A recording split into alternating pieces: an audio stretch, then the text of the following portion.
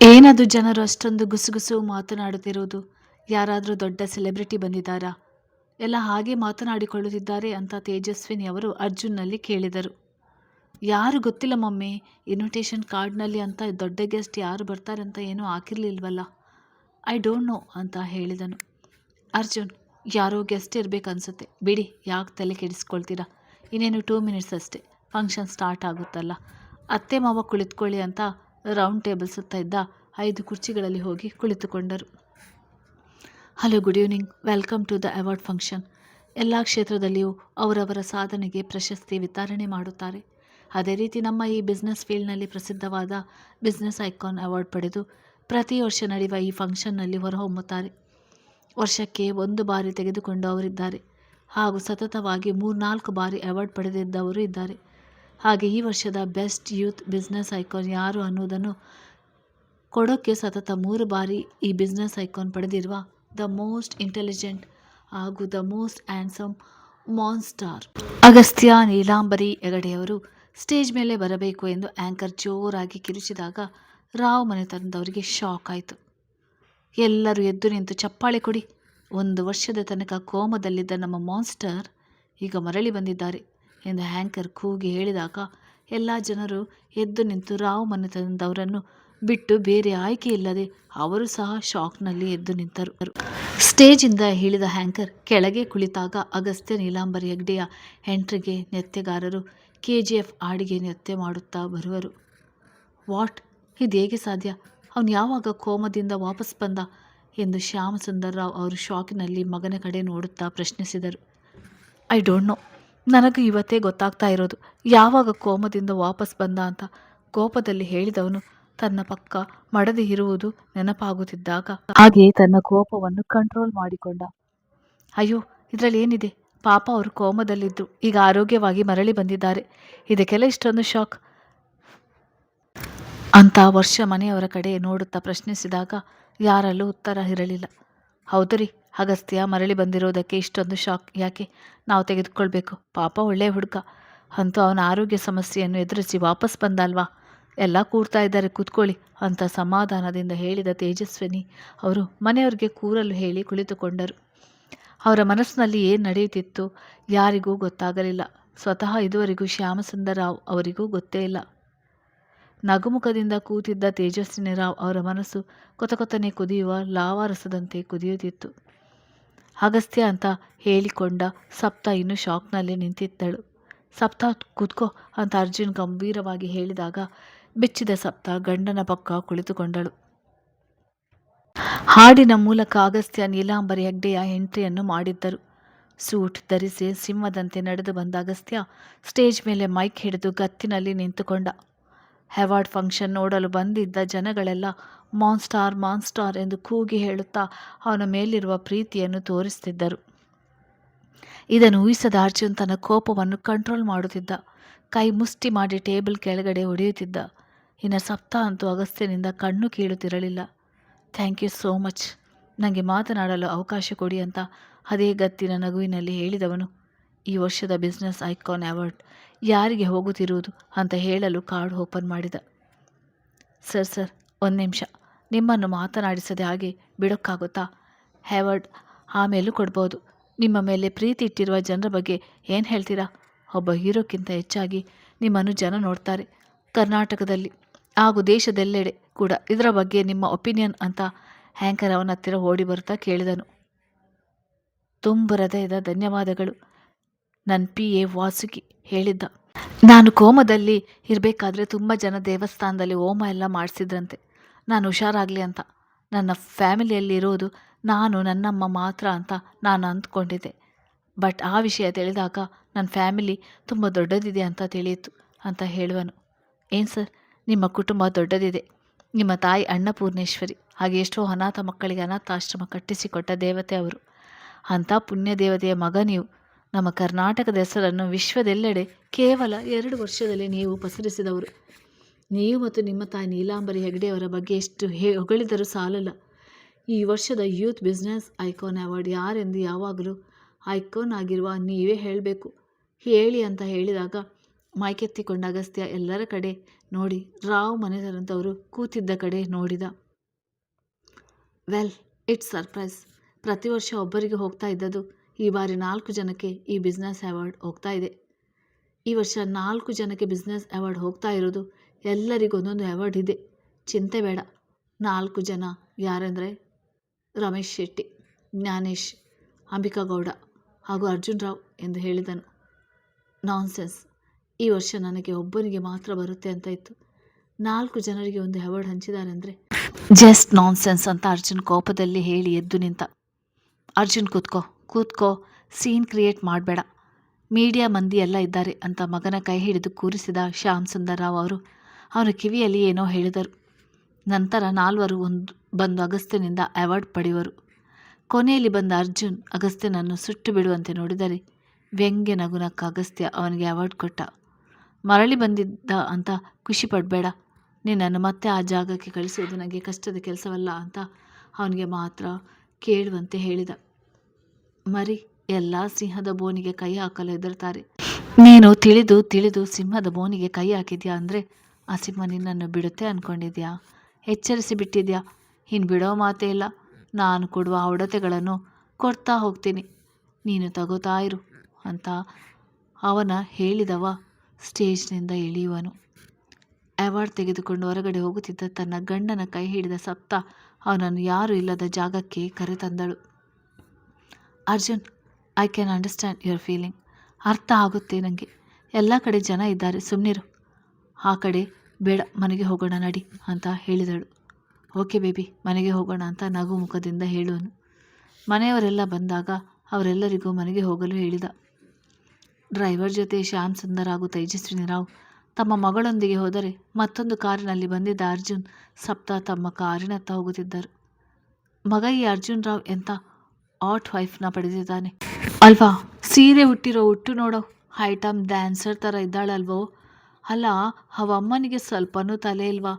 ಈ ರೀತಿ ಸೀರೆ ಹುಟ್ಟಿದಾಳಲ್ಲ ಎಂದೆಲ್ಲ ಅಲ್ಲಿ ನಿಂತಿದ್ದ ಜನಗಳ ತಮ್ಮಲ್ಲಿ ಮಾತಾಡಿಕೊಂಡ್ರೆ ಆ ಮಾತುಗಳನ್ನು ಕೇಳಿಸಿಕೊಂಡ ಅರ್ಜುನ್ ಕೋಪ ಮಾಡಿಕೊಂಡು ಕಾರು ಹತ್ತಿದ.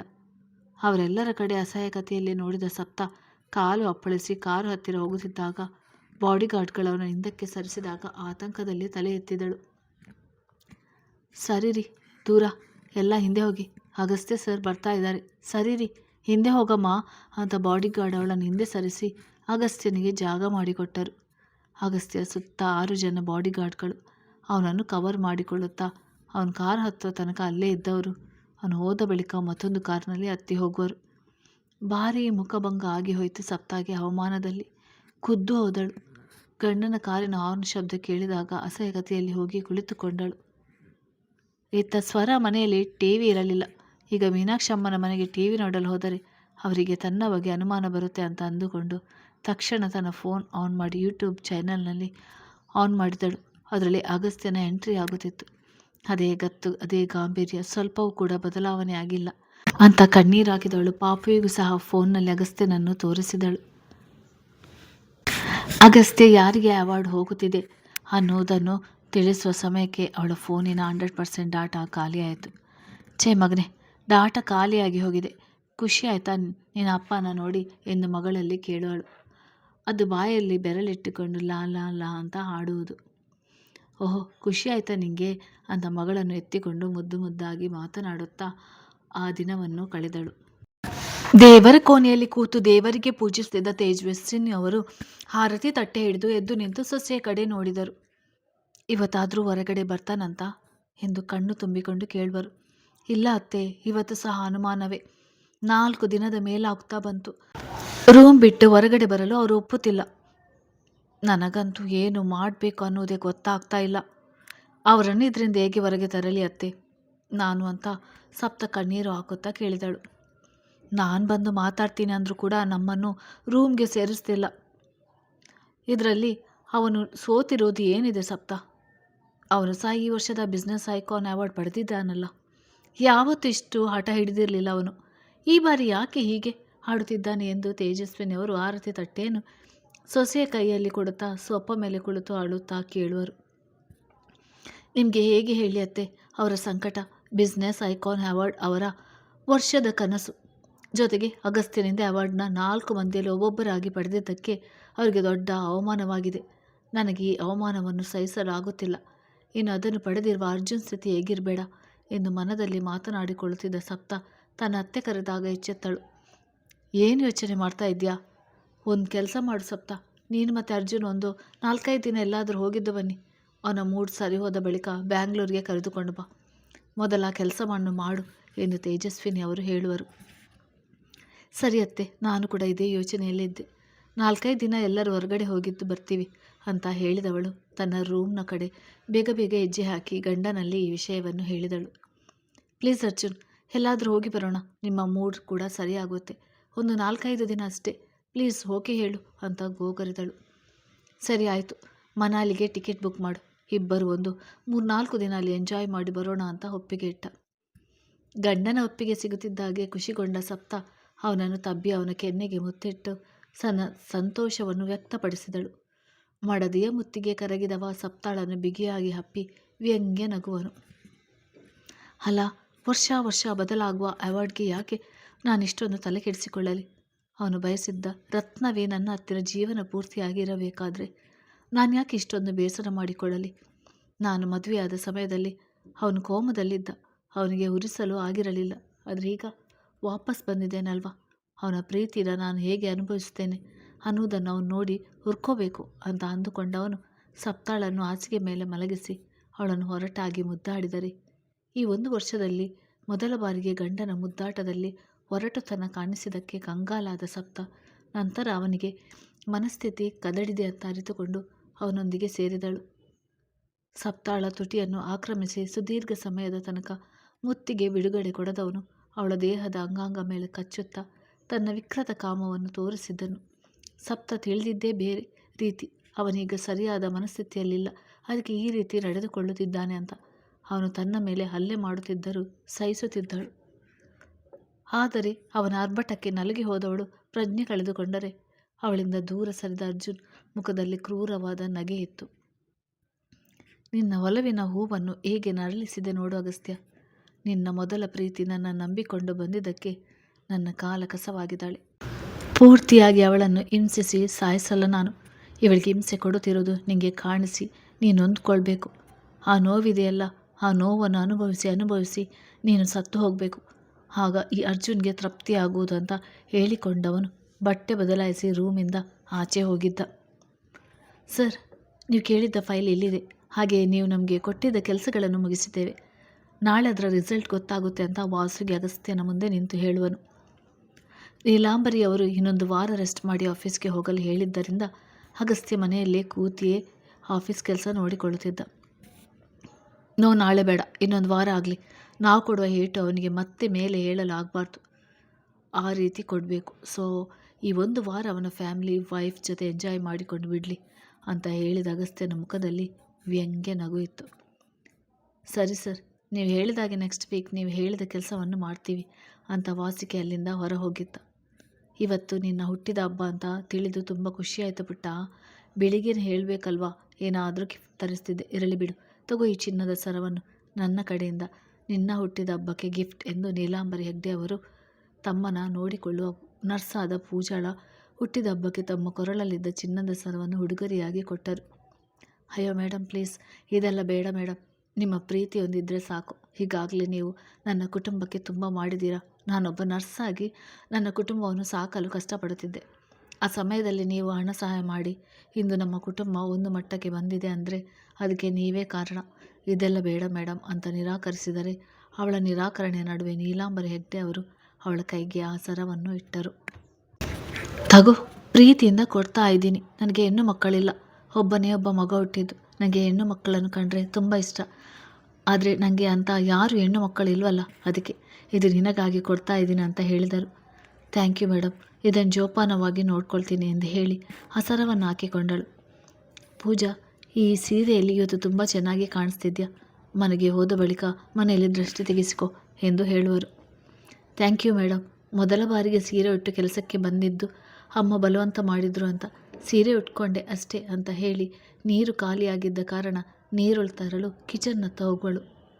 ಬೆಳಿಗ್ಗೆ ಮಾವು ಮಾತನಾಡಿಸಿದ್ದು ಒಬ್ಬಳೇ ಇರ್ತಾಳೆ, ಹೇಗಿದ್ದರೂ ಆಫೀಸ್ನ ಕೆಲಸ ಮುಗೀತಲ್ಲ, ಅವಳನ್ನು ಮಾತನಾಡಿಸಿಕೊಂಡು ಬರೋಣ ಅಂತ ಅಂದುಕೊಂಡ ಅಗಸ್ತ್ಯ ಲಿಫ್ಟ್ ಮೂಲಕ ಕೆಳಗಿನ ಫ್ಲೋರ್ಗೆ ಬಂದ ಅವನು ಅಲ್ಲಿ ಕಂಡ ಹೆಣ್ಣನ್ನು ನೋಡಿ ತನ್ನ ಕೈ ಮುಷ್ಟಿಯನ್ನು ಬಿಗಿಯಾಗಿ ಹಿಡಿದ.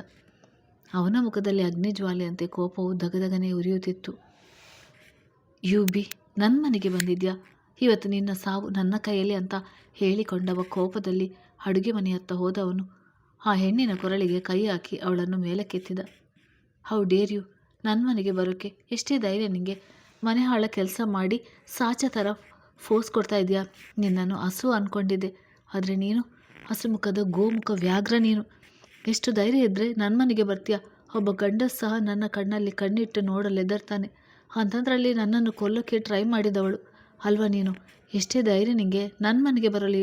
ಇವತ್ತಂತೂ ನೀನು ಸಾವು ನನ್ನ ಕೈಯಲ್ಲಿ. ನನ್ನ ಪ್ರೀತಿ ನನಗೆ ಸಿಗದೇ ಇರಲು ಕಾರಣನೇ ನೀನು. ಬದುಕಿರಬಾರ್ದು ನೀನು. ಸಾಯಿ ಸಾಯಿ ಅಂತ ಹೇಳುತ್ತಾ ಆ ಹೆಣ್ಣಿನ ಕೊರಳನ್ನು ಬಿಗಿಯಾಗಿ ಮತ್ತಷ್ಟು ಮೇಲಕ್ಕೆತ್ತಲು ಓಡಿ ಬಂದ ವಾಸುಕಿ ಹಾಗೂ ಮನೆಯ ಕೆಲಸದವರು ಅವನ ಕೈಯಿಂದ ಪೂಜಾಲನ್ನು ಬಿಡಿಸಿದರು.